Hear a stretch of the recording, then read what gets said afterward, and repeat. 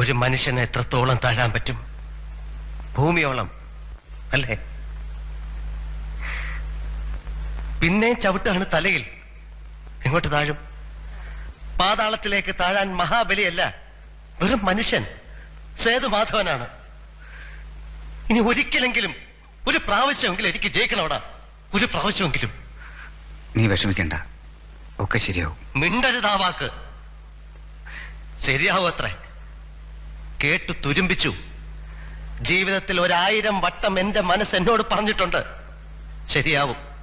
എന്റെ അമ്മ, അച്ഛൻ, പെങ്ങന്മാര്, അനിയൻ, ദേവി, നീ, അങ്ങനെ എല്ലാവരും പലവട്ടം പറഞ്ഞു ശരിയാവും.